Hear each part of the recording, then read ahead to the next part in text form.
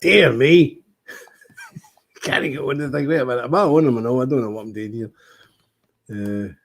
That's it. Don't know what's going on. Don't know what's happened there. Anyway, welcome one and all. I keep looking at that light instead of looking at you. I'm getting another light coming, so it'll be well balanced. But I don't know how to. I can't see myself on the screen again, so I don't know if you know if the light's good or if it's not good or whatever. Anyway, welcome one and all to today's Temple Report. God bless you. Let's have a quick look. See who's in the room. Ewan Eggerstrom, how you doing? Turn my screen a bit. That's it. That's better. Ewan Eggerstrom, how you doing? Scott the Prussian, nice to see you. Andy Corkin, I love those things you put up with the Templar Castles and that. It's brilliant. Excellent. Really, really good job. Thank you. Troy, Florida, how you doing? Marty BFP. Is that Joey? How you doing, Joey? And Matt McAfee, how are you? Richard's there. Excellent. And Marty BFP, nice to see you. Light okay. Thank you very much. Nice to see you. Good to see you all. Good to see you on. And miserable weather here as usual. Anyway, I'm still rejoicing over the fantastic result last week, getting those doors. Whew. I mean, sadly, the doors are the least of worries. You get the framing and all the rest of it now. But anyway, we've got the doors, and it's excellent. And praise the Lord, it's really, really good. And we're cracking on a pace in there. And it's an interesting thing, you know, we don't have a lot of stud walls in there, but between the bedrooms are stud walls. So what we've done is this. We've insulated between the stud work, okay? Then we've put the double bubble stuff on each side. Then we have put a layer of plasterboard, drywall, then another layer of bubble, and then another half-inch plasterboard. It's just to dampen down the noise and all that, and make the walls a bit more rigid. It's an incredible job, but time-consuming and expensive, but it's got to be done because you don't want noise traveling between two main rooms, you know. Anyway, let me read you a bit of scripture today. This is an interesting bit. I bet it's been fun doing them. Gail's Force is in as well. God bless you. I want you to read this wee bit. We're in Acts of the Apostles, chapter 17. It's a wee bit I'm going to read to you. But it's quite true in today's day we live in, and for Christians. So let me read this. Now, when they had passed through Amphipolis and Apollonia, they came to Thessalonica, where there was a synagogue of the Jews.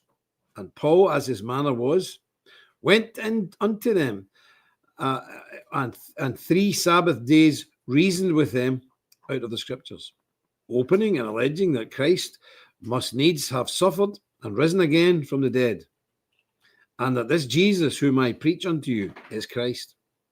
And some of them believed and consorted with Paul and Silas. And of the devout Greeks a multitude, and of the chief women not a few. But the Jews which believed not, moved with envy, took unto them certain lewd fellows of a lesser sort, a base sort, and gathered a company, and set all the city on an uproar, and assaulted the house of Jason, and sought to bring them out to the people. And when they found them not, they drew Jason and certain brethren unto the rulers of the city, crying, These that have turned the world upside down are come hither also. When Jason had received, and all do contrary to the decrees of Caesar, saying that there is another king, one Jesus. Amen, Melinda. Reading there at verse 6. Amen. And we know the Lord will add his blessing to this, the public reading of his infallible, inspired, and inerrant word. And the people of God said, Amen, and Amen indeed. I just wanted to read that because I was reading it the other day and it struck me. Because a couple of things here that struck me. So when Jesus was dealing with, get down. Jesus was dealing with these religious men, the Jews of the day. They didn't like it one bit. So they went to some lewd men. You can only imagine what people were like, and gathered a company, lure men of the baser sort. You can imagine real scumbags. So the Jews consorted with the scumbags to attack the house and caused a riot. And he said, they took them before the rulers of the city, saying, These are that turned the world upside down. So these Christians have turned the world upside down. And that's what you should be. Christians should be totally unreasonable. We are the people who have turned the world upside down, and there's nothing wrong with that. But you see how they were very annoyed here. They're trying to use the rule of Rome against them. You see, they're saying, these people are saying there's another king. This guy, Jesus, they're saying he's the king. What about Caesar? Oh, you should do him in because of this. Well, look, there are other kings in the world. Of course, sir, we've got King Charles, unfortunately. But there are other kings. But Christ is King of kings and Lord of lords. That's the difference. There's plenty of kings. There's lots of kings all over the place. Papua New Guinea, I think's got 100 or 250 kings or different tribal leaders. But Jesus Christ is King of kings and Lord of lords. But there you go. We should ask ourselves, are we turning the world upside down? Are we upsetting people left, right, and centre? That's a very different message you get from the happy clappies and the liberals, isn't it? The Christians have got to be meek and mild, and if you cause any rows, you must not be doing things the way Jesus would want you to do it. No, the very opposite. We are to turn the world upside down, flip the tables over, set the world on fire.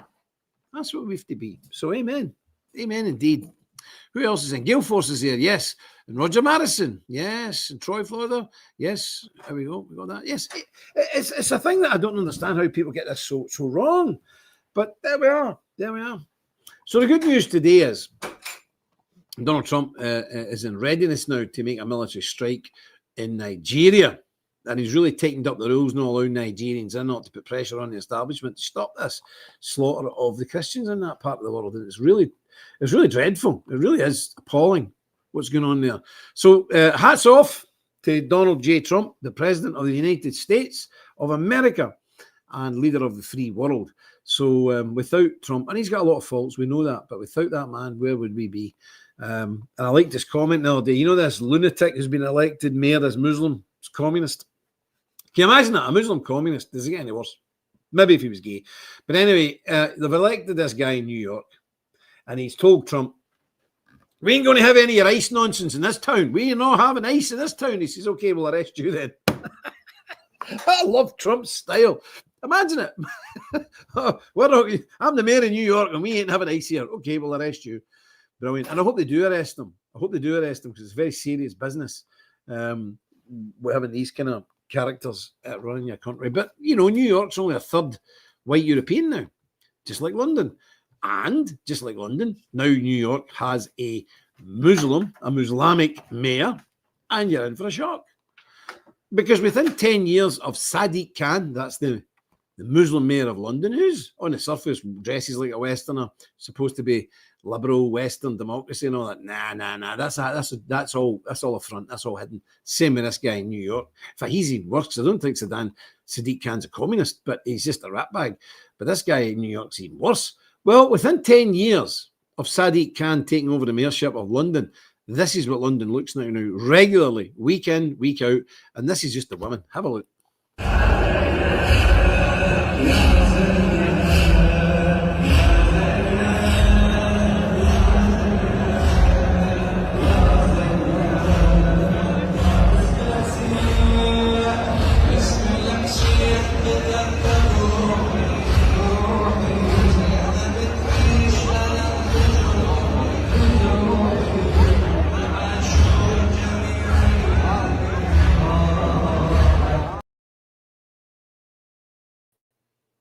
Very nasty indeed. Well, that's what's in store for New York and many other cities in America. Dearborn's already like that, but it won't be long before you have these rallies and marches in Dallas and Houston and Austin and different places. You know, Kansas City, all the rest of it. They'll all be all over the place. They'll be all over the place, these people. It's very, very worrying. Yep. Ewan says it will become like London. It certainly will. Just the same. And that's your future, I'm afraid. This is what's happening. And it's very difficult. It's very difficult indeed. But we must persevere. I almost feel like one of these Old Testament guys. It is written. It is written. And again, I honestly believe in my heart of hearts that this is all divinely appointed, because in the Bible, we have a thing called the sin cycle.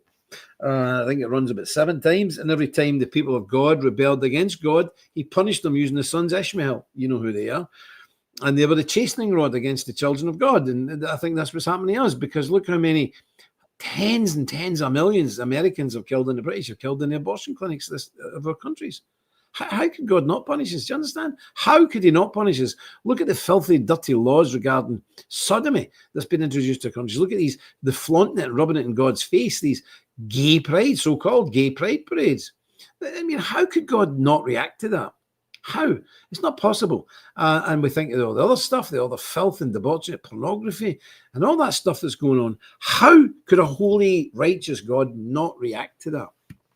Well, it's impossible, and that's what's happening. And even in our personal lives, if we go off the path, which we all do occasionally, some of us go off it more occasionally than others, and some jump into more mud than others. But anyway, there's no hierarchy in sin. I don't believe in venial sins and cardinal sins. I believe in sin, period. That's it. And I don't think one sin's worse than another, but it just depends. Some people have got capacity to sin far more than others, and that's one of those things. But sin's sin, and let's be clear about that. And when we do that, God punishes, doesn't he? I'm sure you can think of a time in your life when you went off the rails and then stuff's happened to you. And you think, wow, that's God kicking you up the butt and putting you back in line. And thank goodness he does it. When he doesn't do it, that means he's giving you over to a reprobate mind. The Bible tells us that.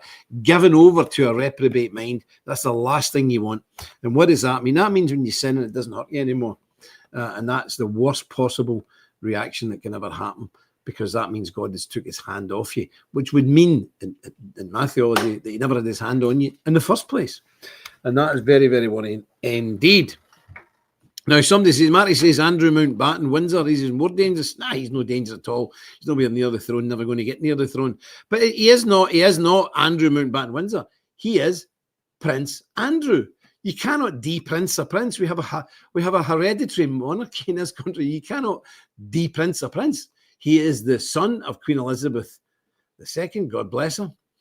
And just like Charles, he was a prince. Now Charles is a king. He's a prince. You can't unprince him. You just can't unprince him. And I upset a lot of people, but I'll just say this now. I don't want it's too strong a word. I despise Andrew. I think he's an absolute bad one. He's a wrong'un, total wrong'un. But everybody's calling him a paedophile. Where is this coming from? In this country, in Britain, up until the Second World War, the legal age for sexual conduct was 13. Now it's 16. In Spain and France, only a couple of years ago, it was 12 and 13. In many, many states of America, it's under 16. Some states, the main laws in America says it's 21. But in most places, it's not 21. It's nowhere near it. And everywhere in the world, it's 16. The girl Andrew was alleged to have a sexual relationship with was 17. So where's this paedophile come from? He's trafficking in prostitutes, but so are millions of people every single day, because in this country, they've decriminalised brothels all over the country. Did you know that? Well, they have. And that means all these poor girls are in there. They're not in there because they want to be in there. They've been trafficked. So he's not a paedophile. He's just not a paedophile. He's just not a paedophile. So if, is he a scumbag? 100%, but he's not a paedophile. Let's get this in our heads. And I want to point out something else. Now, again, I can't stand the man. I'd have him locked up in the tower if it was me. Well, not really, because he's not been found guilty of anything. What's happened to guilty until proven guilty by 12 men, good and sure? What happened to that? This is, the media says he's guilty, so he's guilty. That woman in America said he's guilty, so he's guilty. But 2 of her friends have come out who were in that sexual ring with her and are suing her estate for a lie she told about them. I'm not saying the woman was a liar, but I just don't think this is an open shut case, as people may think. So let's go for the rule of law. Let's not condemn people just because the media condemns them. And he's not a paedophile. Simple as that. He's not a paedophile. Is he a dirty, dirty, filthy old man? Yes. Paedophile? No. So, and he's still a prince. It's terrible. It's terrible. It's crazy stuff, mad stuff. What's this here? Matty's saying something interesting here. Found out by a number of Irish Muslim women led by Lorraine O'Connor, Muslim Sisters of Mary. Oh dear. Dublin-based voluntary independent organisation, mainly Muslim women living in Ireland, carrying a range of support services to the homeless, women and youth, focused on promoting empowerment, social inclusion and diversity. Right away, I don't like any of the words. When I hear about empowerment, diversity, social inclusion, I don't like the words. Don't like any. None of those words come from a good place I have found in my life. So there we go. That's it. It's just. But anyway, get back to Nigeria. Thank God Thank God that there's at least one world leader not prepared to put up with this stuff.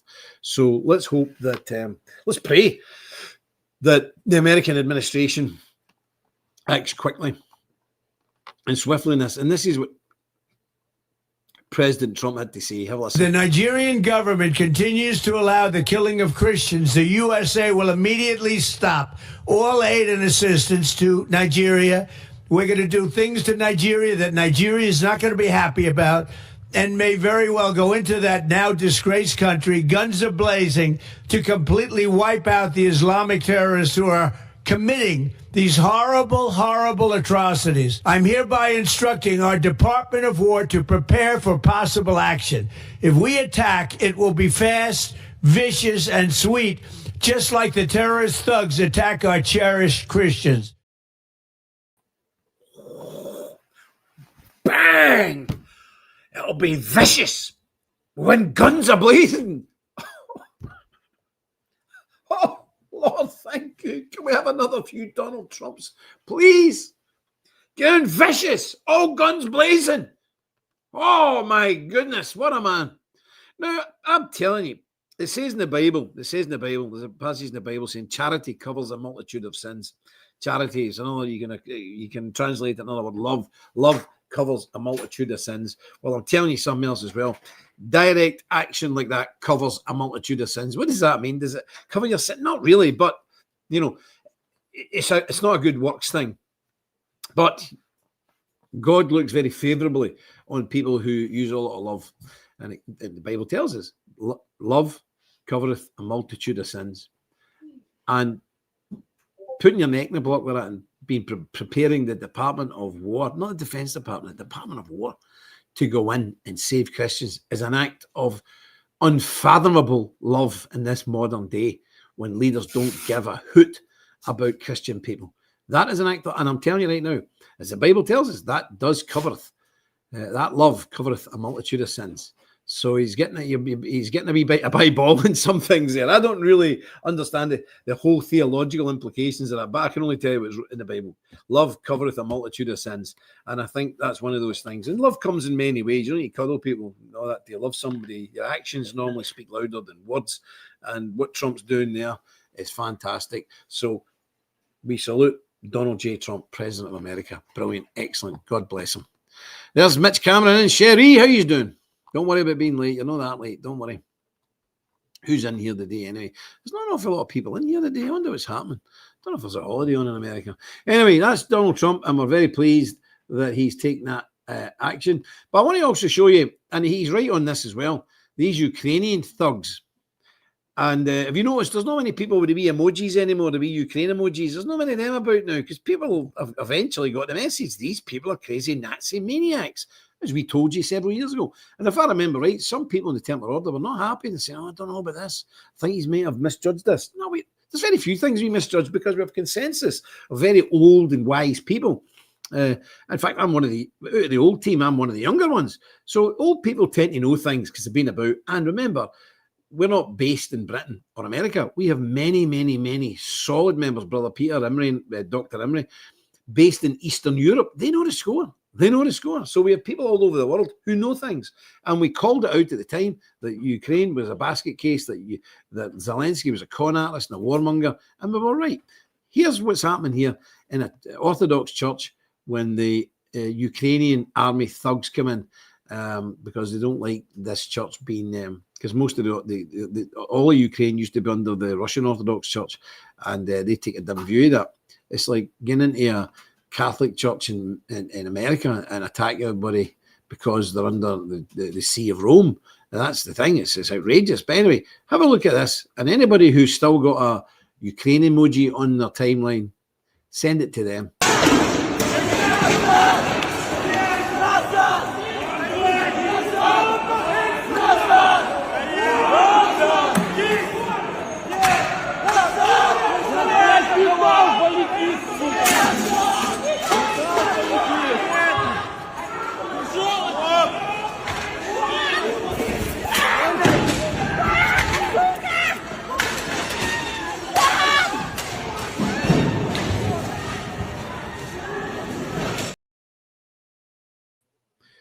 disgraceful. I mean, attacking people on a church, pointing guns at people and all the rest of it. That's what they've been doing for years now. I've been telling people that, but very few people, I think, believe us sometimes. But there we go. Yep. Golden X step on his staircase. Yep. We have the Donald J. Trump staircase. Yes. We'll paint it gold. Remember that? We've got a Donald J. Trump staircase. We dedicated our staircase in the Priory House to Donald J. Trump. I'm sure in 50 years, people are going, what was that all about? Well, they'll know. They'll know, because I think there's great things ahead for Donald J. Trump. So there you go. They're terrible, but these Ukrainians are just thugs, and the people are getting a hell of a time in them. It's not on.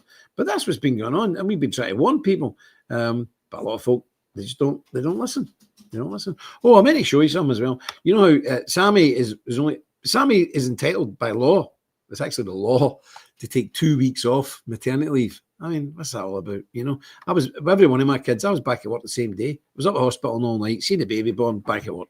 I don't know what's going on. Anyway, by law now, it's a criminal offence not to give somebody 2 weeks. Well, Sammy's no, it took 2 weeks. It took a couple of days. Then he's been coming in here in the morning from 9 to 1. And he's been down a couple of nights helping me, and he's back to work next week again. However, one of the prices I had to pay for that, because he went in a moment of madness the other week, he bought another pup. It's half Labrador, half Dalmatian, because I've got one of them dogs, and they're great dogs. It's a good breed, that. Half Lab, half Dalmatian, brilliant dogs. So he got one of them. But then he suddenly discovered, within a week, you can't have 2 pups and a baby. Who didn't know that, Marion? Who didn't know that? So Sammy's a lovely boy, you know that. He's a good lad, but young, daft. Anyway, so now I am the proud owner of... Yep, up, come on, up. There we go. I am the proud owner of this creature. Her mascot, her prairie dog. And I take her to work every day. And she sleeps in the bed with no other. But she's got a horrible habit of lying on my face, which is not so very good. I wake up 3-4 times during the night, like, get off my face. And she's on my face, isn't you? No, I know. But she's a good dog, and she's very, very fierce. They actually call him the terrorist Russell, because she's half Jack Russell Terrier and half, what's that thing? We call Cocker Spaniel, who are mad anyway. So 2 mad breeds, Cocker Spaniel and Jack Russell mixed together. They call him the terrorist Russell. Don't I know it? Anyway, so that's a wee bit of side news, but there we go. Lots of dogs in the prairie now. It's getting mad, isn't it? It's getting bananas. But she's a lovely wee dog. Nice dog, but very, very vicious. Anybody comes in here, I mean, she goes like screaming. You've got to hold her, and she's trying to get to them. I mean, she bites. She's a biter. She is a biter. She's not just barky. She bites. As a couple of delivery guys have found out. But there we go. The whole thing in Ukraine is crazy. We're seeing the murder of Christians in Nigeria, but not only that, Sudan as well is a basket case. And then in America, we've got this lunatic as the mayor. Do you ever wake up and just think, what next? What next? Where are we going now? What monstrous thing is going to befall me today? Because we work in this, you can't just switch off. So I do wake up most mornings thinking, oh, well, I put that television on, or will I just leave it? Because the minute I put it on, I go, oh, no, oh, what again? Because what's been happening in this country, we're letting about 20 prisoners out of jail every month. They shouldn't be getting let out. 2 weeks ago, we let an Ethiopian rapist out the jail. And the poor guy spent 3 hours trying to get back in, saying, I'm not supposed to be out. You need to let me back in. And they went, no, sure, go away. So there was a huge manhunt, and he got him the next day or 2 days later. But he was doing his best to get back in the jail. That's how stupid our jail staff are now. And the poor man was trying to get in. And he also stopped 2 cops in London and says, listen, I shouldn't be out. And they told him to get stuffed. They told him to get lost. Honestly, it's crazy. And he's a sex offender. And then we tried to deport him, fly him back to Ethiopia. And he says, I'm not going. I'm going to start a fight unless I get 500 quid, which is a year's wages. I think Jada covered this. And they gave him £500 to get rid of him. Why didn't they tase the swine, handcuff him and batter him with a billy club so he couldn't walk? Why not? I know it sounds a bit drastic, but no, I would have done it. I would have battered him into a pulp and chained him up. And then when he got off the other end, just throw him off the plane and leave him. Get 500 quid. Unbelievable. It's not right. But there we are. Marty says she's lovely. She is. She's a beautiful, beautiful dog. Stark, raving mad, but very nice. Anyway, what else have we got for you? We're doing some new adverts now. We've got a guy helping us. He was down the other day filming a few things. I just want your opinion on them. We're doing a few ads, church ads, Templar ads, different vibe to see if we can, broaden our scope of people to people out there in the world. So have a wee look at this and see what you think. Join the official Templar Church today. Experience live weekly sermons and Bible studies from the historic Magdalen Chapel.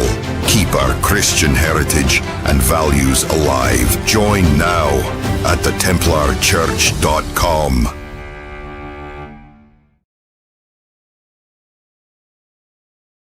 I don't know what you think of that accent. It's a very strong Scottish accent. It's not me putting on a voice. But I sound quite like that, doesn't it? That sounded, isn't it me? It's an AI voice. But I don't know what you think of that. Do you like it? Yeah. David Lammy, he's mental. I don't know what you think of that. But that's just one we've knocked together. Here we go. I think it's okay. And, there are people coming in. Quite a few people coming in. We're still strangled on the TikTok. Last month we went absolutely mad with that thing. But we're now broadcasting, even right now, to two. We've actually got two YouTube pages because our original YouTube page, 8,500 people on it, is dead. So I've started up another one because that other one is dead. I don't know if it's been shadow banned, permanently banned. I don't know. But a lot of right-wing people are getting back onto YouTube. So we're trying it and we'll see if that works. Don't know if it will. Don't know. We'll see. Anyway, Mitch, no, YouTube. That's why I don't broadcast YouTube. Anyway, we'll wait and see. Wait and see how we're going. Don't know. We'll see. Anyway, with these things that's happening, you and I, we all know that the West is heading in one direction. We know that it's heading in one direction. And, the demographics are appalling. I seen a guy the other day, he said to me, no, Poland's really good and Hungary's good. Look, Poland's demographics, Poland's birth rate is lower than Britain. It's 1.26 or something. Britain's 1.4 something. It's worse than Britain. By the way, that's including immigrants in Britain, mind you. The actual English birth rate is like 0.8. It's the same as Spain. It's off the charts. So Poland's not good. Poland's dying. And Hungary's doing well. No, Hungary in 50, 60 years will be a Roma, gypsy, majority country. So nobody's doing good. Just Poland and Hungary don't let the immigrants in. So, the countries will just cease to exist at some point in the future. So that's it. But they won't, because what they'll do is they'll panic and they'll bring people in. You know that. I know that. So that's the way it is. That's the way it's going to be. But, in times of trouble and whatnot, and somebody brought it up to me the other day, what do we do when the phones go down or the internet goes down? And I think some of our guys, we've got a lot of preppers here and ham radio people. We really do need to look into a serious look into some kind of mechanism, relay system, where we can keep comms in times of some kind of emergency like that. Now, I don't know a lot about that stuff, but I would ask anybody who's got that experience to go and look into it. Don't come to me and hit me with all this crazy statistics. I won't understand a word there. Work it all out and say, this is how we could do it. This is what we can do, and this is how we can do it, and have it all costed and organised rather than just a wish list, because a wish list means nothing. So if anybody's out there that can do that, yeah, if anybody can do that, I would really appreciate that, because we really need to think of something. Now, we've got form for this in Northern Ireland, because we had the technological advance. When the Scots came here, we were fighting vicious wars with the Irish, and of course, we were the tiny minority, and the Irish were the majority. So they would attack farmsteads, just like the Wild West with the Indians. They would attack farmsteads and wipe people out. Nobody would know about it until they went to go and visit their neighbours, and they were all dead. So we invented a system in this country using a thing called a lambeg, which is a giant war drum with very tight goat skin on it. And you rattle it and you can hear it 10 miles away. And each family has their own particular beat. So if I come out and I hear a beat, they can carry up to 10 miles, which is not great nowadays. But back in the day, back in the 1600s, it's a lot. So I'd go out and go, I can hear a drum. Who's that? Oh, that's Johnny Smith. That's Johnny Smith's drum. He must be getting attacked. And then all the people round about could rush there to try and offer assistance and try and defend the homestead. So we've had that for 300 years. Incredible, isn't it? And I'll show you what it looked like. Now, this is interesting, because This one here, I'm going to show you. Me, Nick, and Jada Franson were actually there that day. We're standing over on the left-hand side. There's a kind of covered area. We're over there. We were at this. Yeah, we were at this. It was just before, was it before COVID or the year? I don't know. It was around about 2021, something like that. We were there. And these are the Lambeg war drums. And obviously your taught father son. They died out a bit, especially in the urban areas. Like this is in the outskirts of Belfast. So it died out here. But thankfully, we've now a Lambegging class, a school in the militia hall. And there's about a dozen young fellas all learning it. And we have them out now every year. And I'm seriously considering signing myself up to the class. What do you think of that? I need George to knock a big hole in here because they're that big. They won't go through a door. They're about that wide. What's that? About 40 inches or something. So, but anyway, I'll show you. We did this one. So have a wee look. We did this one. These are the Lambegs in a parading setting now, but it gives you an idea of that. But that was a comms. This was a very advanced comm system of the 1600s, and I tell you, it saved our bacon. So we need to get something like that for when the internet and the phones go down. We need some kind of long wave, short wave. I don't know, but I know we need something. So have a think about it. But have a wee look at this.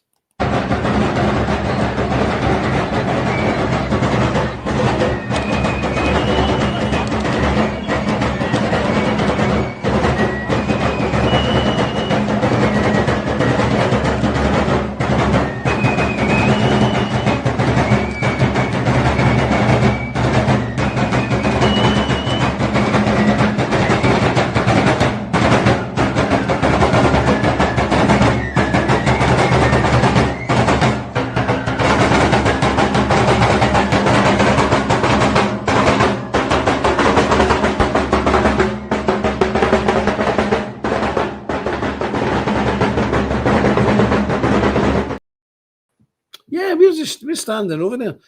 This daft dog, look at it. It sits behind me all day. It's crazy. But that was a big technological leap back in the day, and it gave us the edge. And it was only through things like that we survived. So we must be looking at something like that in a modern context. Now, I have no idea. As Mitch Cameron says, back in the Stone Age. I'm still in the Stone Age, I can assure you. Pigeons. Pigeons are handy, but they're a bit slow. But you can set up relays now where you can go, I don't know, 100 mile. So you can do a relay system right across the States. And you can do, I don't know if you can contact from Britain to the States. That's quite a long way. But certainly from Britain to mainland Europe and whatnot. I don't know how it all works, but I'm sure there's some of your people, I know there is, some of your people who understand this. And we should start planning now. We should start planning now for a comm system that we can get on and organise. It's very important. So I'll leave that with some of the sergeants at arms to put the word out. But as I say, don't come to me with a million ideas because I don't understand it. Go look at it yourself, plan it all out, look into it, examine it, cost it, see what's happening, and then we can then come to me with it, and then we'll see where we are. Anyway, on these drums again. I've got another wee clip of these drums because these are my favourite. Everybody hates them. I don't hate them, but I love them. But here, and you don't get the real sound when you're standing next to them. Your whole body's vibrating. They're unbelievably loud. It's the tension of the skins and them. Anyway, here's another wee example. Here's another wee example of the Lambegs and the pipes. The pipes. Yes, have a look.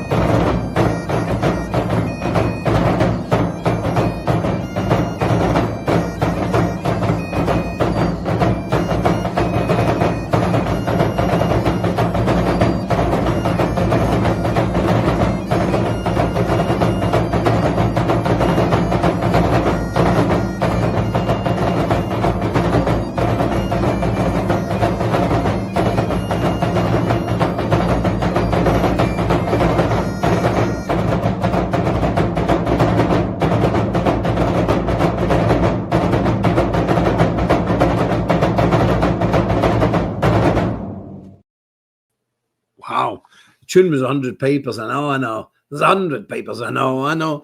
But it shows you how loud they are when they're drowning out drums. The microphones don't pick it up. You need to see it to believe it. But remember, some of you were over and we had a wee tiny mini one of those with a piper. You remember when we paraded through the town, we had a piper and a couple of drummers. That was good. I remember that. That was a great old day, wasn't it? It was fantastic. Now, also remember that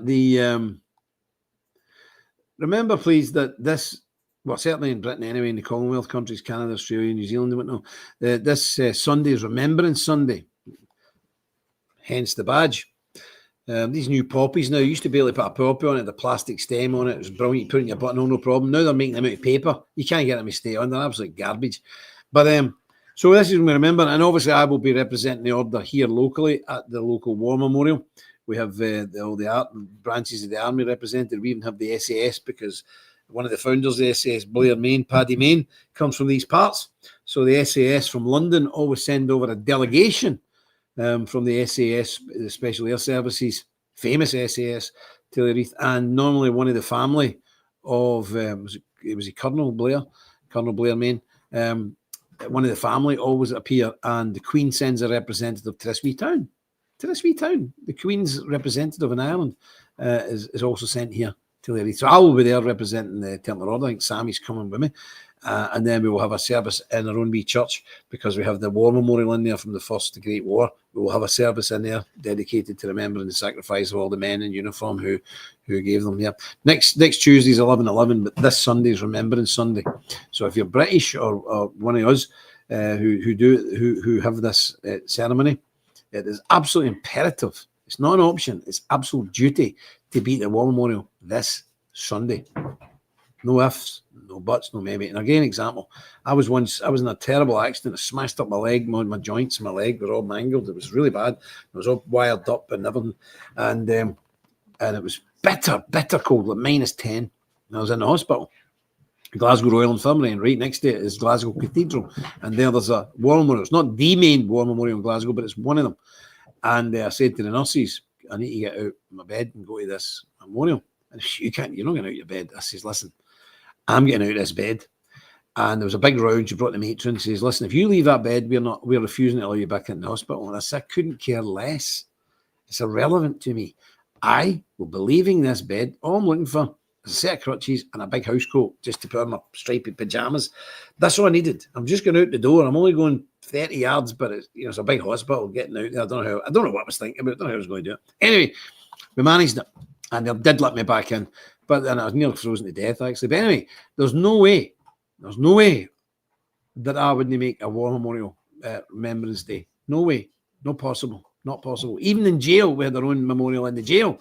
So you should be there. Every single town and village in this country, from John O'Groats to Land's End, every town and village has a war memorial. Be there. It normally starts at 10 and finishes at 2-minute silence at 11. Then I have to dash up to Bob's church because we have a service in there. Also, because Bob's ex-military man, ex-policeman, all the rest of it, always a service in there. And then I have to dash down here to St. Donald, the Priory Church of St. Mary Magdalene for the sermon. So it's going to be a busy day for me on Sunday, but there you go. That's the way it is. Mark says I usually go to London. Oh, that'd be good. I'd suffer the Bishop of London. Dear me. Poor you. I know. I was in that St. Paul's Cathedral one New Year's Eve. It was with Paul Golding. There you go. That shows you how long ago it was. We queued up for hours to get in. It holds about 20,000 people. St. Paul's Cathedral, we queued up, and then everybody's going up for communion. And of course, I was in a queue, and who's handing out the altar rail was a woman. I just said, no. What? I says, no, you shouldn't be doing it. I said, get a man. I just sidestepped and went to a man. And he wasn't happy. But the Bishop of London then was a wonderful speaker. Was it Charters or something you called him? He was a magnificent Shakespearean speaker. He spoke a lot of rubbish, but he said it very nicely. So there we go. So I'm going to leave you tonight. I've got one more thing to show you before I leave you, and I'm going to leave you with a beautiful, beautiful hymn for anybody who's ever wore a uniform. It comes from that film We Were Brothers. Was it Band of Brothers or We Were Soldiers with Mel Gibson? Brilliant film. If you haven't seen it, watch it. It's a brilliant film. But it's lay me down in the cold, cold ground. I'll translate. Lay me down in the cold, cold ground. and it's a fantastic lament. It was used in that film by Mel Gibson about the American soldiers in Vietnam, but it's dedicated to all you guys who've served your country, who wore a uniform, who've lost friends and that. But before we get there, I just want to show you this quick clip. I don't know if Jada showed you this, but I almost forgot about it. But you know, the other day there was a massive mad stabbing frenzy on one of your trains in England. Well, the same day, earlier on in the day, he done this. I don't know if Jada showed you this, but just in case you never, I'm going to show you. He done this earlier on in the day in a barber's. Have a look. I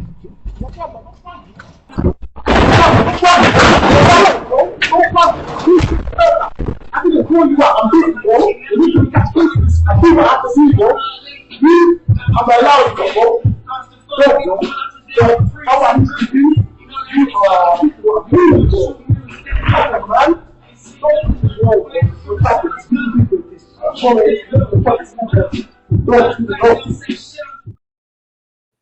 look, the bottom line is this in this country, in any other country, until we bring out summary justice, the guy's on film doing that. It's all the proof they need. He should be executed on the spot. No trial. Don't need a trial. What do you need a trial for? He's on video. Bang, gone. End of. You're an undesirable. Get rid of him. And I think we're going to have to get back to those days, the Wild West days, Texas law. Did he do it? Yep. Boom. Gone. That's it. We need to get back to those days. Okay. Jada did show. Okay. Okay. Excellent. But you know, this is what we're putting up with now in this country and in your country. It's just unacceptable anymore, isn't it? It's just unacceptable. It's unacceptable behaviour. But this is why we need guns. Everybody needs guns with this kind of thing. Anyway, I'm going to leave you now. And I'm going to leave you with this beautiful thing. I'd ask anybody who's ever wore a uniform in their country. And, you know, in these two wars we were together, Americans were very, very, very late in the first war, a bit late in the second war. But anyway, it made a big difference. So thank goodness. God bless you. But anybody who's wore a uniform for their nation and wore that beret, you know how it feels when you pull that beret on? You remember the first time you pulled on after your basic training, you got out and you got your kit, and the last thing they give you is your cap and your cap badge. Do you remember how you felt? You got your cap, but they give you the cap, well, in Britain, anyway. The last thing they give you is your cap badge. You remember how you felt? You looked at yourself in the mirror and you had your cap badge on. Yeah. So, and then, you know, you lose friends, stuff happens.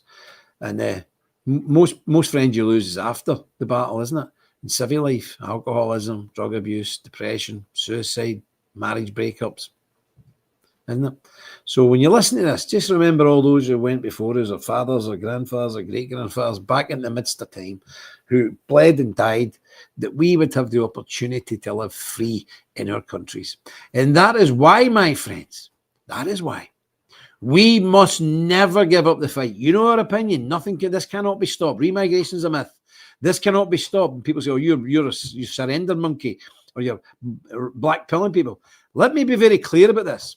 We're blackpilling nobody. We are not surrender monkeys. We're not French. We will fight to the last breath in our bodies. We will die in the fields with our children, with our rifles in our hand as the children reload them for us. We will never surrender. We will never give an inch of this land. We won't even give a blade of grass to this land. But the enemy can be assured that this behind every blade of grass is going to be one of us. We are beat on them. Simple as that. This is no blackpilling. This is grown-up stuff. We will defend our countries to the last man, to the last bullet, to the last boy, to the last girl, to the last person that can hold a rifle. We will defend our land. And if we lose it, there'll be nothing left for the victors to enjoy. It'll be a smouldering heap of ruins. But God is with us. I don't believe we'll lose. I don't believe we can lose. But we must be unreasonable. We must be outrageously unreasonable. Even if we're outnumbered 10,000 to 1, we'll lift the rifle high in this hand and we'll lift the sword of God in this hand. Through those two implements, victory is guaranteed. I'm going to leave you with this. God bless each and every one of you.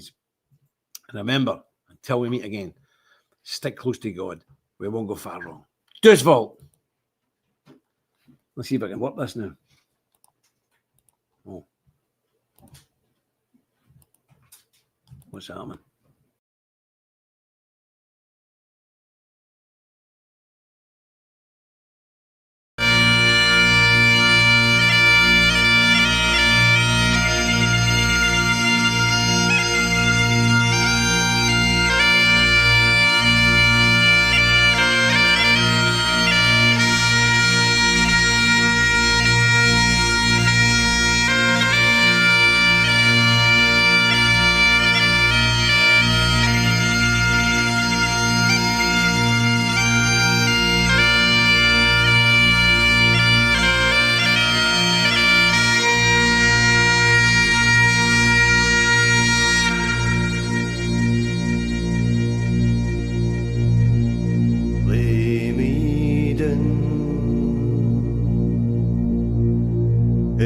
nickel colgrin